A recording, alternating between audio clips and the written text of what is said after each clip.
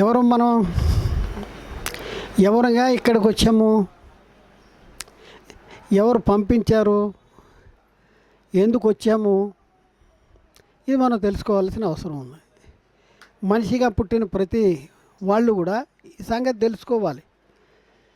ఈ లోకంలో మనము మనిషిగా పుట్టిన మన యొక్క విశిష్టత, మన యొక్క గొప్పతనము, మన యొక్క ఔన్నత్యము మనం తెలుసుకోవలసిన అవసరం ఉంది. అయితే ఒక సంగతి మనం ఆలోచించుకుంటే, మనము కావాలంటే మనం ఈ లోకానికి రాలేదు, లేకపోతే మన తల్లిదండ్రులకు మనం పుట్టలేదు. మనం ఈ లోకానికి రావాలన్నా, తల్లి గర్భము నుండి ఈ లోకానికి రావాలన్నా, తల్లిదండ్రులకు పుట్టాలన్నా, మన తల్లిదండ్రుల ఆలోచన చొప్పున కానీ, మన ఆలోచన చొప్పున కానీ మనం పుట్టలేదు, ఈ లోకానికి రాల. మనం ఈ లోకంలో అడుగు పెడుతున్నాము అంటే అది మన కన్న తండ్రి యొక్క అనాది సంకల్పము. దేవుడు ఆయనకి కుమారులు కావాలనుకున్నాడు. ఈ కుమారులు ఎక్కడ ఉండాలంటే తన సన్నిధిలో ఉండాలని కోరుకున్నాడు. ఎలా ఉండాలని కోరుకున్నాడంటే పరిశుద్ధులుగా ఉండాలి, నిర్దోషులుగా ఉండాలి అన్నాడు. ఎందుకోసం వాళ్ళు నాకు కావాలి అంటే తన కృపామహిమకు కీర్తి తెచ్చేవారిగా ఉండాలి అన్నాడు. మనం ఎందుకోసం అంట తన కృపామహిమకు కీర్తి తెచ్చేవారిగా ఉండాలి. ఆ వర్డ్ చదువుతాం బైబిల్లో. మనం మనల్ని ఎందుకోసం దేవుడు తనకు కుమారులుగా కావాలనుకున్నాడు? ఎఫ్సీ పత్రికలో 4వ అధ్యాయంలో మనం చూసుకుంటే, ఎఫ్సీ పత్రికల్లో 1వ అధ్యాయంలో 4వ వచనము కానించి మనం చూస్తే, ఎట్లనగా తన ప్రియుని యందు తాను ఉచితముగా మనకు అనుగ్రహించిన తన కృప, చూడండి, తన కృపా మహిమకు కీర్తి కలుగునట్లు. చూడండి, దేవుడు తన చిత్త ప్రకారం, దేవుడు తన కృపామహిమకు కీర్తి కలిగినట్లు దేవుడు తన చిత్త ప్రకారమైన దయా సంకల్పము చొప్పున యేసుక్రీస్తు ద్వారా, చూడండి, మనల్ని తనకు కుమారులుగా స్వీకరించుటకై మనలను ముందుగా ఎవరి కోసం? మనం తన కోసము, తన కృపామహిమకు కీర్తి తేవాలని తన కోసము నిర్ణయించుకొని మనము తన ఎదుట పరిశుద్ధులమును నిర్దోషులమునై ఉండవలనని జగత్తు పునాది వేయబడక మునిపే ప్రేమ చేత ఆయన క్రీస్తులో మనల్ని ఏర్పాటు చేసుకున్నాడు.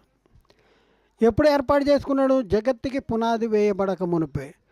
ఎందుకోసం? మనం ఎందుకోసం అంట? ఎవరి కోసం? మనం ఎవరి కోసం? తన కోసం. మనం ఎవరి కోసం అండి? తన కోసం. ఆయన కోసం ఎందుకు? ఆయనకి అప్పటికే ఎవరున్నారు తెలుసా? అక్కడ పరలోకంలో దేవుడు మనల్ని కావాలనుకున్నప్పుడు పరలోకంలో ఎవరున్నారు తెలుసా? యేసుక్రీస్తు ఉన్నాడు, పరిశుద్ధాత్ముడు ఉన్నాడు, కోటాను కోట్ల దేవదూతలు ఉన్నారు. మరి యేసుక్రీస్తు ఎవరు దేవుడికి? యేసుక్రీస్తు ఎవరు దేవుడికి? ఏమవుతాడు? జ్యేష్ఠ కుమారుడు. ఆ తర్వాత పరిశుద్ధాత్ముడు కూడా యేసుక్రీస్తు కుమారుడు. మరి కోటాను కోట్ల దేవదూతలు ఎవరు? సేవకులు అయిన ఆత్మలు. మరి యేసుక్రీస్తు ఉండంగా, పరిశుద్ధాత్ముడు ఉండంగా, కోటాను కోట్ల సేవకులైన మరి దేవదూతలు ఉండంగా, అనునిత్యము దేవదూతల ద్వారా పరిశుద్ధుడు అని స్తుతించబడుతున్నటువంటి ఆ కాలంలో దేవుడికి నువ్వు కావాలని, నేను కావాలని దేవుడికి ఎందుకు ఆలోచన వచ్చింది? మనమే ఎందుకు కావాలి? తన కోసము నిర్ణయించుకున్నాడంట. మనం ఎవరి కోసం అంట? ఆయన కోసం. మనం ఆయన కోసం అంటే ఎందుకోసం? మనం ఆయనకి ఎందుకోసం అంటే తన కృపామహిమకు కీర్తి తేవాలని, ఆయన కృపామహిమకు కీర్తి తెచ్చేవారిగా ఉండాలని ఆయన కోసం కావాలనుకున్న దేవుడు ఏం చేశాడు చెప్పండి? దేవుడు ఏం చేశాడు? కనటం అంటే ఏంటి? తనలో నుండి కొంత జీవాన్ని వేరుపరిచాడు. ఎందులో పంపించాడు? మట్టి బొమ్మలోనే పంపించాడు. మనిషి అందరు పురుషుల కలయిక. ఇద్దరు పురుషుల కలయిక. నేను అంటే ఎవరు? దేవుని నుండి విడిపోయిన జీవాత్మ. మరి మట్టి బొమ్మని నేను అంటామా? ఇప్పుడు ఈ చెయ్యి ఉంది, ఈ చెయ్యిని ఏమంటున్నాం? నా చెయ్య అంటున్నాం, నేనే చెయ్యి కాదు. నా కళ్ళజోడు అంటున్నాం, కళ్ళజోడే నేను కాదు. ఇది నా ఇల్లు అంటున్నాం, ఇల్లే నేను కాదు, ఇది నాది. మరి ఎవరు నువ్వు అంటే ఆ జీవాత్మ. మరి మరి దేవుణ్ణి మహిమపరచడానికి, దేవుని కృపామహిమకు కీర్తి తేవటానికి మనకి ఒక టూల్ ఇచ్చాడు, ఒక సాధనం ఇచ్చాడు, ఒక పనిముట్టిచ్చాడు. నేను అనే ఆత్మకి ఒక పనిముట్టిచ్చాడు, ఒక సాధనాన్ని ఇచ్చాడు. ఏంటి ఆ సాధనం? దేని ద్వారా దేవుని కృపామహిమకు కీర్తి తేవాలి? మనకిచ్చిన దేహము, ఈ దేహము ద్వారా దేవునికి కృపామహిమకు కీర్తి తేవాలంట. దేవుడు మనకి ఎందుకు ఇచ్చాడు దేహాన్ని? చూడండి, మనకి దేహాన్ని ఇచ్చాడు. ఈ లోకంలో ఉన్న ఈ జంతువులకు కూడా దేహాలు ఉన్నాయి. మరి నేనునే దేవుడి నుంచి విడిపోయిన నేను అనే ఆత్మ వాటిలో ఉందా? జీవరాశులకి ప్రాణం ఉందంట, మనకి ఆత్మ, మనము ఆత్మను. అవి ప్రాణం, చనిపోతే మళ్ళీ మట్టిలో కలిసిపోతాయి, ఇంకా దానికి ఏమి లేదు. అవి పంచభూతాలతో నిర్మించబడినటువంటివి. పంచభూతాలు దేవదూతల ద్వారా వాటిని నిర్మించాడు. అయితే ఇప్పుడున్న పరిస్థితుల్లో మనకి దేహం ఇచ్చాడు కదా. ఎందుకు ఇచ్చాడు? ఎవరి కోసం ఇచ్చాడు? దేనికోసం ఇచ్చాడు? ఎందుకు వాడుతున్నాం మనం? ఎవరి కోసం వాడుతున్నాం? ఒకసారి ఆలోచించుకోవాల్సిన అవసరం ఉంది. దేవుడు మనకి దేహాన్ని ఇస్తే, ఈ దేహాన్ని దేనికోసం ఇచ్చాడంట? ఆయన కృపామహిమకి కీర్తి తేవాలని. అందుకనే చెప్తున్నా, ఈ లోకంలో ఉన్న వాళ్ళందరిలో అన్నిటిలో మనిషి చాలా అత్యున్నతమైనటువంటి వాడు. ఎందుకంటే దేవుని నుండి విడిపోయిన వాడు. మరి వీటన్నింటినీ నువ్వు ఈ లోకంలో ఉన్న వాటన్నింటినీ పరిపాలించేవాడు, వాటిని ఏలేవాడు, వాటిని లోపరుచుకునేవాడు. అందుకనే దేవుడు అన్నాడు, దేవుడు వారిని ఆశీర్వదించాడు. ఎట్లనగా మీరు ఫలించి అభివృద్ధి చెంది భూమిని నిండించి దానిని లోపరుచుకోవాలి. ఫలించి అభివృద్ధి చెంది భూమి నిండించి దాన్ని లోపరుచుకోవాలి. ఇప్పుడు లోకంలో ఉన్న అన్నీ కూడా ఎవరికి లోబడుతున్నాయి? మనకు లోబడుతున్నాయా? మనకు లోబడుతున్నాయి. వాటికి ఈ లోకంలో ఉన్న వాటన్నింటికంటే గొప్ప వాళ్ళు ఎవరు? మనము. మరి లోకంలో ఉన్న మనుషులందరికంటే గొప్ప వాళ్ళు ఎవరు? ఇక్కడ రావాలి మనం. లోకంలో ఉన్న అన్నిటికంటే మనం గొప్పవాళ్ళు ఉంటున్నాం. సరే, మనుషులు గొప్పవాళ్ళు. మనుషులందరికంటే గొప్పవాళ్ళు ఎవరు చెప్పండి? లోకమంతా సంపాదించుకుని ప్రాణము పోగొట్టుకుంటే ఏమి లాభమంటాడు? లోకమంతా సంపాదించుకుని ప్రాణం. ఇప్పుడున్న పరిస్థితుల్లో యేసుక్రీస్తుని రక్షకుడిగా, దేవుని కుమారుడిగా, క్రీస్తుని ప్రభువుగా మరి అంగీకరించి మారు మనసు పొంది పాప క్షమాపణ నిమిత్తము యేసుక్రీస్తు నామములో బాప్తిజం తీసుకుంటున్నాము కదా. మనం తీసుకుంటున్నాం.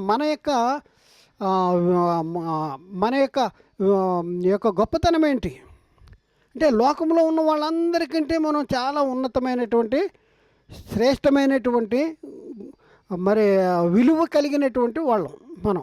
ఎందుకంటే మనము మన విషయంలో మనం ఆలోచిస్తే, మనము మరణములో నుండి జీవంలోనికి దాటాం.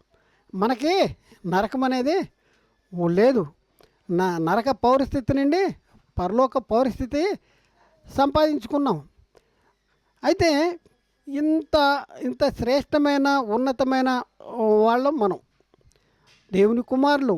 అంటే దేవుని కుమారుడు అంటే ఏంటి? కుమారుడైనా దేవుళ్ళు. ఒక ఆయన అంటాడు ఏనుగు అంటాడు, దాని పక్కన చిన్నది ఉంది. మరి అదేంటి? అది అక్కడ ఎన్ని ఏనుగులు ఉన్నాయంటే ఏం చెప్తాను చూడండి. ఒకటి పెద్దది ఉంది, ఒకటి చిన్నది ఉంది. అంటే తల్లి ఏనుగు ఉంది, పిల్ల ఏనుగు ఉంది. అక్కడ ఎన్ని ఏనుగులు ఉన్నాయంటే ఏం చెప్తాము? 2 ఏనుగులు ఉన్నాయంటాం. తర్వాత ఏమంటాము, ఇది తల్లి ఏనుగండి, ఇది పిల్ల ఏనుగండి అంటాడు. ఏనుగు పిల్ల, పిల్ల ఏనుగన్నా, ఏనుగు పిల్లన్నా ఒకటేనా కాదా? ఇప్పుడు దేవుని కుమారుడు, కుమారుడైన దేవుడు రెండు ఒకటేనే కదా. మనం చదువుకున్నాం కదా, చదువుకున్న వాళ్ళకి బాగా ఊరినే అర్థమవుద్ది, చదువుకున్న వాళ్ళకి ఇంకా బాగా అర్థమవుద్ది.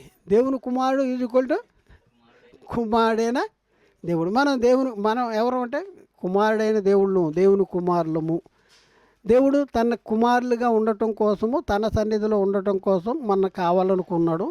ఎందుకు కావాలనుకున్నాడంటే తన కోసము. ఆయన కోసం ఎందుకు? మనం ఏదైనా వస్తువు కొన్నాం అనుకోండి, పక్కింటోడి కోసం అవసరం అవుద్దని మనం ఇంట్లో కొని పెట్టుకుంటామా? ఎవరి కోసం? మన కోసం అవసరం అవుద్దని మనం కొని పెట్టుకుంటాం. అంతేగాని పక్కింటి వాడికి ఎప్పుడైనా అవసరం అవుద్ది, సర్లే ఆడికి కొని పెడతాను అనేసి ఎప్పుడు మనం మరి దేవుడు ఎవరి కోసం మనకు కావాలనుకున్నాడు? మన కోసము, తన కోసము కావాలన్నాడు, తన కోసము కావాలనుకున్నాడు. తన కోసం ఏం చేయాలి? మీ పని ఏంటి?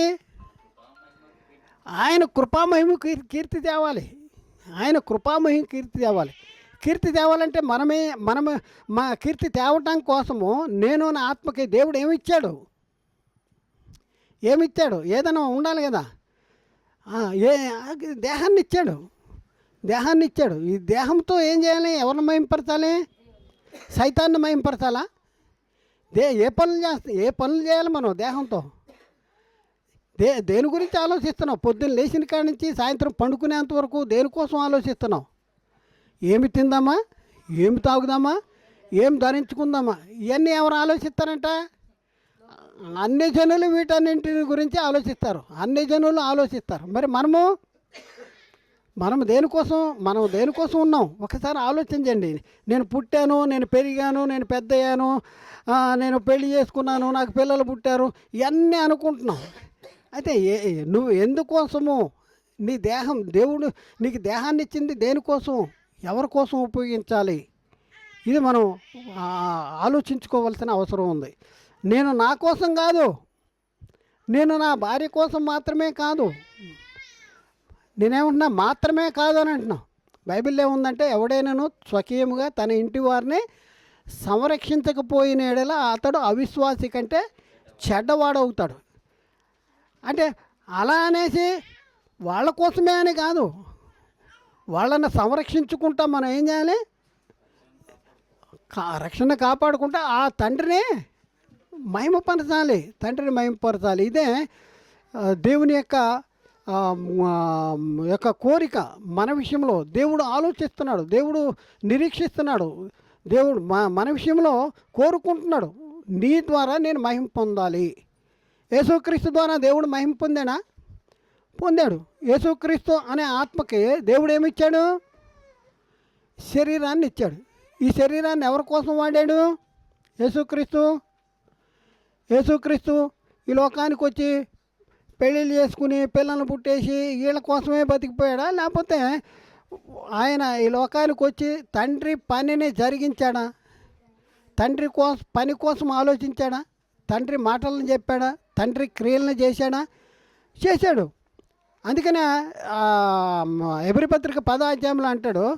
ఎబ్రీ పత్రిక 10వ అధ్యాయంలో 5వ వచనం కానించి అక్కడ మనం పరిశీలన చేసుకుంటే, కాబట్టి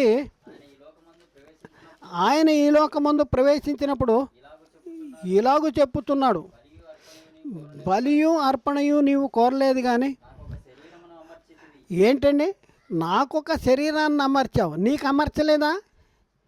యేసుక్రీస్తుకు ఒక్కడికే శరీరాన్ని అమర్చాడా? నాకొక శరీరం అమర్చితివి. పూర్ణ హోమములను పాప పరిహారార్థ బలులను నీకు ఇష్టమైనవి కాదు. అప్పుడు నేను గ్రంథపు చుట్టలో నన్ను గూర్చి వ్రాయబడిన ప్రకారము, దేవా నీ చిత్తము నెరవేర్చుటకు ఇదిగో నేను వచ్చి ఉన్నాను. నీ చిత్తాన్ని నెరవేర్చడానికి మనము ఎవరి చిత్తాన్ని నెరవేర్చడానికి మనం ఈ లోకానికి వచ్చాం. ఎవరి కృపామహిమకు కీర్తి తేవటం కోసం ఈ లోకానికి వచ్చాం. మనం ఎవరి సొత్తుగా ఉండటం కోసం దేవుడు మనల్ని కావాలనుకున్నాడు. ఒకసారి ఆలోచించవలసిన అవసరం ఉంది. కాబట్టి ఇప్పుడున్న పరిస్థితుల్లో మరి ఒకసారి ఆలోచించండి. అసలు ఏంటి మన పరిస్థితి ఏంటి? మనం ఎక్కడున్నాం, ఎలాంటి స్థితిలో ఉన్నాం? ఈ లోకంలో పుట్టాం, పెరిగాము, ఎదుగుతున్నాము, పెళ్ళయింది, పిల్లల్ని కంటున్నాము, మరి మళ్ళీ వెళ్ళిపోయే పరిస్థితి కూడా ఉంది. ఈ మధ్యలో యేసుక్రీస్తుని కూడా నమ్ముకున్నాం కానీ అసలు ఎందుకు నువ్వు పుట్టావో, ఎందుకు పెరిగావో, అసలు ఎందుకు బతకాలో ఈ మాత్రం మనం నేర్చుకోవాలి. ఎవరి కోసం నువ్వు నీ దేహాన్ని ఇచ్చింది? ఎవరి కోసం? దేనికోసం చెప్పండి? పిల్లల్ని పెళ్లి చేసుకుంటానిక? భార్యని మాత్రమే సంతోషపెట్టడానిక? పిల్లల్ని మాత్రం కనటానిక? లేకపోతే దేనికోసం? అవి చేసుకోవద్దనంటలా, పిల్లల్ని కనొద్దనంటలా, పిల్లల్ని పెంచొద్దు అని అంటలా. కానీ దానికోసము మాత్రమే కాదు నువ్వు ఈ దేహం ఇచ్చింది. ఎవరి కోసం? దేవుని కృపామహిమకు కీర్తి తెచ్చేవాళ్ళుగా మనం ఉండాలి. అందుకనే లేఖనాల్లో మనం పరిశీలన చేసుకుంటే అక్కడ ఉన్న మాట ఒకసారి మనం చూద్దాం.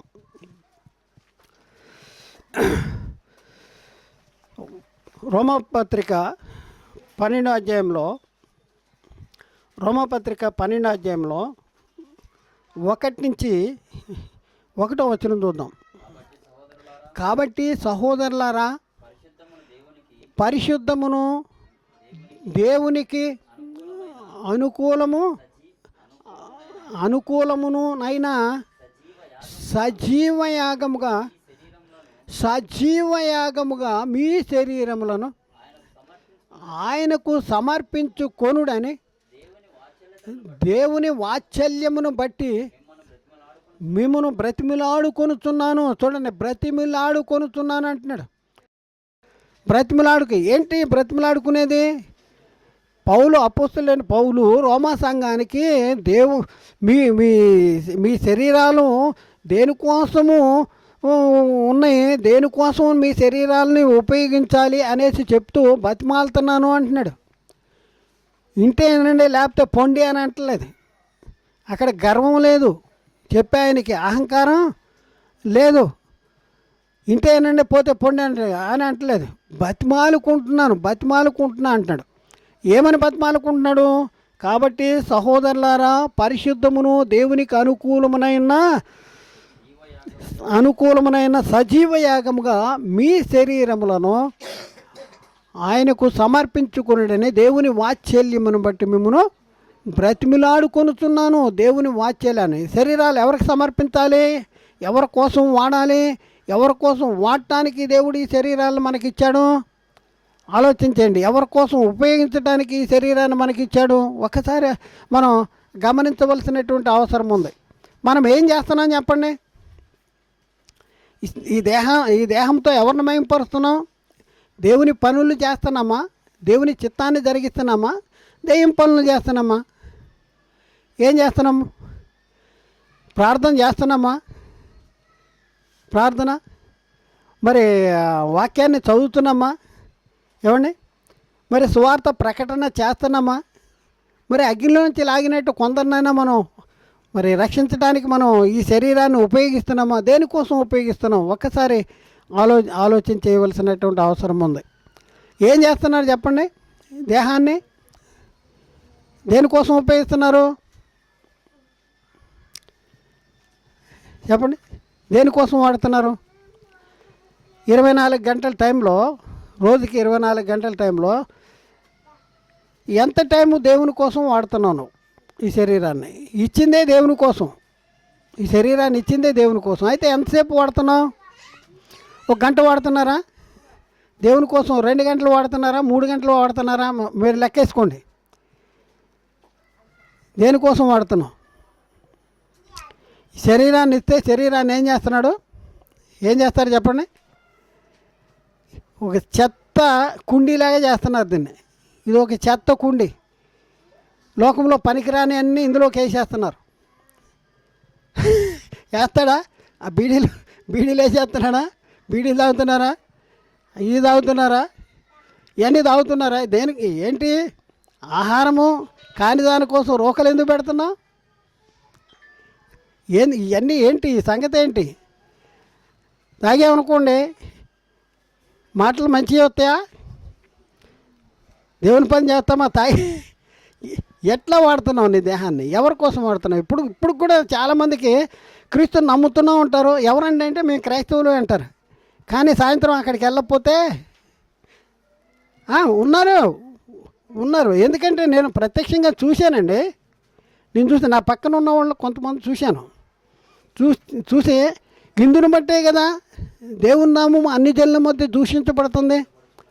ఈయనేమో ఆదివారం వస్తేనేమో బైబిల్ పట్టుకెళ్తాడు, సాయంత్రం ఏమో కక్క కావాలి, ముక్క కావాలి, మందు కావాలి. జరుగుతుంది ఇది. ఎవరు అంటే మీరు క్రైస్తవులు అంటారు.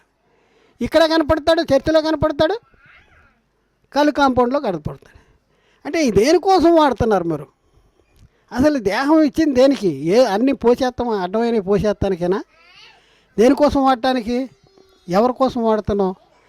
చూడండి, ఒక్కసారి ఆలోచించండి. సజీవ యాగముగా మీ శరీరాల్ని ఆయనకు సమర్పించుకుంటేనే దేవుని వాత్సల్యమును బట్టి మిమ్మల్ని బ్రతిమలాడుకుంటున్నాను. సజీవ యాగంగా ఉన్న పాటున, సజీవ యాగంగా అంటే అర్థమేంటి? ఉన్న పాటున సజీవ యాగముగా బతికి ఉండంగానే ఉన్న పాటను అప్పగిచ్చేస్తున్నాను నీకు అనటం. చాలామంది ఏమంటారు తెలుసా? బతికుండంగానేమో చర్చికి రారు. ఎప్పుడు వస్తారు వాళ్ళు? డిసెంబర్ 25 వస్తారు, ఈస్టర్కి వస్తారు. వీళ్ళు పండగ క్రైస్తవులు. వీళ్ళు క్రైస్తవులు అంటారు, పండగ క్రైస్తవులు. కానీ మధ్యలో మాత్రం రారు. వస్తే ఏమంటారు? చాలా సంఘాల్లో మగోళ్ళు ఎక్కువ ఉంటారు. ఎందుకో చెప్పండి? ఎందుకుంటారు? మగోళ్ళు వస్తే వీళ్ళు పీడిస్తారు. ఈ అసిస్టెంట్లను పంపించి ఆయన దశంభాగం ఇవ్వలేదు, ఆయన కవర్ ఇచ్చేసి దశంభాగం ఇమ్మను దేవుని సొమ్ము దొంగిలించేస్తున్నాడు అనగానే రెండో రోజు నుంచి ఆయన మానేస్తాడు. అయిపోయిందా? దీనివల్లే సంఘంలో మగోళ్ళు తక్కువైపోయారు రావటం. వాస్తవం ఇది. ఇలాంటి వాళ్ళు పండగ క్రైస్తవులు అయిపోయారు. పండగలో గుంపులో గోవిందా, ఆ గుంపు ఉంటారు కదా, ఆ గుంపులో వచ్చేస్తారు. ఆ రోజు భోజనాలు అయ్యి అంటారు, భోజనాలు తినేస్తారు, వెళ్ళిపోతారు. అయిపోయింది, నేను క్రైస్తవుడిని నేను అనేసి అంటారు. ఇది బతికుండంగానేమో చర్చికి రాడు. మళ్ళీ అయ్యగారికి ఏం చేయాలంట? చచ్చిపోయిన తర్వాత అంట ఈ శవాన్ని చర్చిలో తీసుకెళ్ళి అక్కడ పెట్టి అక్కడ ప్రేయర్ చేయాలంట. ఎప్పుడు ఎప్పుడు కావాలి దేవుడికి? నువ్వు బతుకుండంగానే దేవుడికి నువ్వు కావాలి. సాతానికి కూడా ఎప్పుడు కావాలి? నువ్వు బతుకుండంగానే సాతానికి నువ్వు కావాలి. చచ్చిపోయిన తర్వాత అంట దీన్ని శరీరం అనరు. అప్పుడు ఏమంటారు చెప్పండి? శవం అంటారు. ఈ శవాన్ని చర్చిలో తీసుకెళ్ళాలి, చర్చికి తీసుకెళ్ళాలి. నేను చాలా దగ్గరలో చూశాను. ఎందుకంటే పిలుస్తారు కదా నన్ను. పిలిస్తే ఏంటి పిచ్చి పనులు చేస్తున్నారు వీళ్ళు? బతుకుండంగానే వాడు చర్చికి రాడు, చచ్చిన తర్వాత చర్చి తీసుకెళ్ళి అక్కడ పాట పాడి అయ్యగారు వాక్యం చెప్పి ప్రార్థన చేస్తాడు. ఆయనకి మతి లేదు, తీసుకెళ్ళిన వాళ్ళు ఈ కుటుంబ సభ్యులకు కూడా మతి లేదు. చచ్చిపోయిన తర్వాత దేవుడికి అవసరమా నీ శవం? ఈ బాడీ చచ్చిపోయిన తర్వాత ఎవరికి అవసరం లేదు తెలుసా? భార్యకి అవసరమా? పిల్లలకు అవసరమా? ఎవరికి అవసరం? మున్సిపాలిటీ వాడికి అవసరమా? ఎవరికి అవసరం లేదు. మనం చూడండి, చెరుకు రసం ఉంది కదా, ఈ చెరుకు రసాన్ని తిప్పేసిన తర్వాత ఆ చెత్త ఉంటుందా, ఆ చెత్త పక్కన పడేస్తే ఒకడు వచ్చేసి పెద్ద సంచి పట్టుకుని వచ్చి సంచిలో వేసుకుని వెళ్ళిపోతాడు. మనం పేపర్లు పడేస్తాం కదా, ఆ పేపర్లు ఏరుకునేవాడు ఒకడు ఉన్నాడు. ప్లాస్టిక్ కాగితాలు పడేస్తే అవి ఏరుకునేవాడు ఉన్నాడు. కానీ ఇది ఇందులోంచి ఆత్మ బయటికి వెళ్ళిపోతే ఈ శరీరము ఎవరికి కావాలి చెప్పండి? కావాలి అన్నట్టుగానే ఉంటారు. కానీ వద్దు ఎంతసేపు ఉంచుతామని చెప్పండి? 2 రోజులు ఉంచుతాం, 3 రోజులు ఉంచుతాం, 4 రోజులు ఉంచుతామా? ఎన్ని రోజులు ఉంచుతామని చెప్పండి? ఉంచాం. పిల్లలు పొద్దునుంచి ఏం తినలేదు, పిల్లలే తెలియలేదు, తొందరగా సాయంత్రం అయిపోతుంది, తొందర ఇదనమాట. ఇది ఒకసారి ఆలోచన చేయండి, అసలు ఏంటి మన పరిస్థితి ఏంటి, మనం దేనికోసం ఉన్నాం. అన్నీ పనికొస్తున్నాయి కానీ ఈ దేహమే ఎవరికి పనికి రాదు. ఎవరికి పనికి రాని ఈ దేహమును నువ్వు బతుకుండగా ఈ దేహాన్ని ఎవరికి పనికిరాని ఈ శవం అవ్వకముందు దేహముగా ఉన్నప్పుడు దేవుడు అంటున్నాడు, ఈ దేహాన్ని నేను ఇచ్చాను, ఈ దేహంతో నన్ను మహింపరచు అని అంటే బతుకుండగా మాత్రం దేవుని మహింపరచు, చచ్చిన తర్వాత ఏమో చర్చి తీసుకెళ్ళి అంటాం. ఎంతవరకు కరెక్ట్ చెప్పండి? ఎప్పుడు దేవుని మహింపరచాలి, ఎప్పుడు దేవుని సన్నిధికి వెళ్ళాలి, ఎప్పుడు దేవుని చిత్తాన్ని జరిగించాలి? బతికుండగానే, చనిపోయిన తర్వాత. అసలు దేహాన్ని ఎందుకు ఇచ్చాడు? ఈ దేహం యొక్క విలువేంటి? అసలు దేహం అంటే ఏంటి అనుకుంటున్నారు? యేసుక్రీస్తుకు తెలిసింది ఈ దేహం అంటే ఏంటనేది తెలిసింది. యేసుక్రీస్తు యూదులతో అంటున్నాడు, ఈ దేహాన్ని ఈ దేవాలయాన్ని పడగొట్టండి, నేను 3 దినాల్లో దాన్ని తిరిగి కడతానంటున్నాడు, తిరిగి లేపుతానంటున్నాడు, కడతాను. వీళ్ళేమన్నారు, మా పితరులు 36 సంవత్సరాలు కట్టారే, నువ్వు 3 దినాల్లో ఎలా లేపుతావు అని అంటాడు. యేసుక్రీస్తు ఏ దేవాలయాన్ని గురించి చెప్పాడు? ఈ అసకృత్యాలతో కట్టబడిన ఈ దేవాలయాన్ని గురించి చెప్పాడా, లేకపోతే శరీరం అనే దేవాలయాన్ని గురించి చెప్పాడా? శరీరం ఏంటనుకుంటున్నారు చెప్పండి? దేవాలయము. ఈ శరీరం ఎవరిది? ఎవరిచ్చారు? దేవుడిచ్చాడు. ఎవరి కోసం ఇచ్చాడు? తన కోసము నిర్ణయించుకున్నాడు. తన కృప మహిమకు కీర్తి తెచ్చే వాళ్ళగా ఉండాలని దేవుడు తలంచుకున్నాడు. చూద్దాం చూడండి, 1 కొరింథీ పత్రిక 3వ అధ్యాయంలో 16వ వచనము. 1 కొరింథీ 3వ అధ్యాయము. మీరు దేవుని ఆలయమై ఉన్నారని, దేవుని ఆత్మ మీలో నివసించుతున్నాడని మీరు ఎరగరా? చాలండి, ఏమంటున్నాడండి? మీరు దేవుని ఆలయమై ఉన్నారని, దేవుని ఆత్మ మీలో నివసించుతున్నదని మీరు ఎరగరా? ఎవరు దేవుని ఆలయాలండి? ఎవరు దేవుని ఆలయాలేంటి? ఎవరు? 1 కొరింథీ 6వ అధ్యాయము 19, 20. మీ దేహము దేవుని వలన మీకు అనుగ్రహించబడి మీలోనున్న పరిశుద్ధాత్మకు ఆలయమై ఉన్నదని మీరు ఎరుగరా?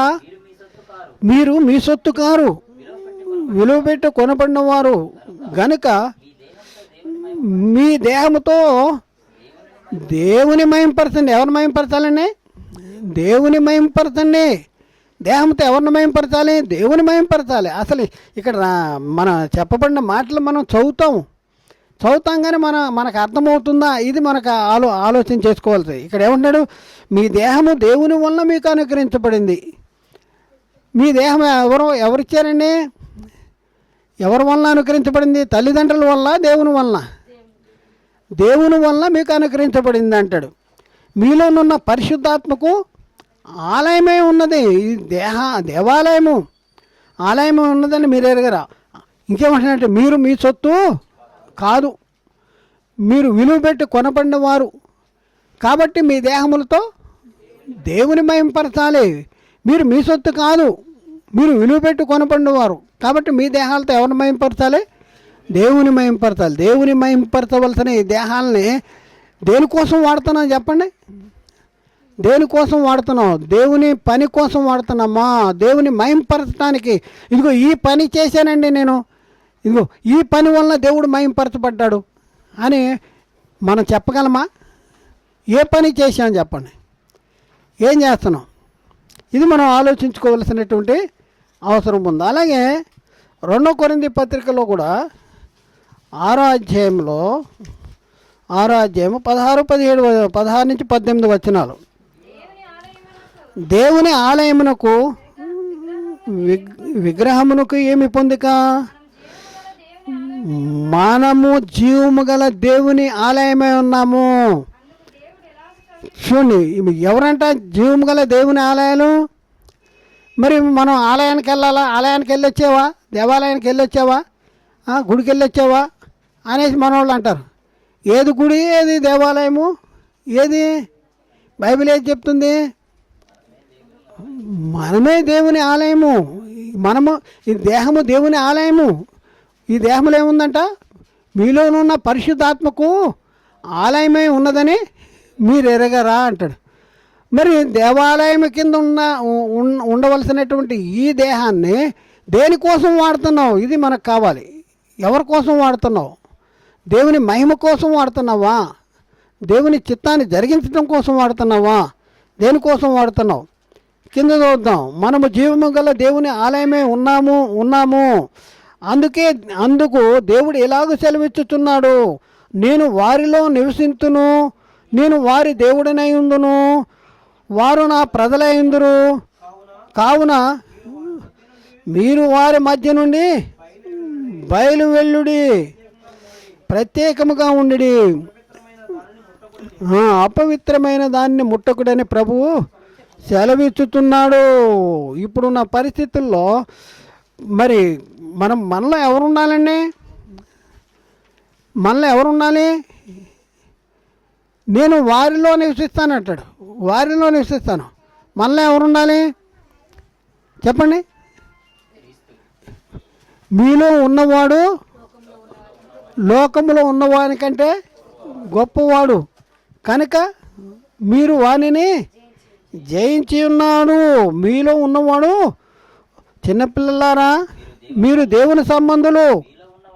మీలో ఉన్నవాడు లోకములో ఉన్నవానికంటే గొప్పవాడు కనుక మీరు వాడిని జయించి ఉన్నారు. కాబట్టి మనలో ఎవరు ఉండాలి చెప్పండి?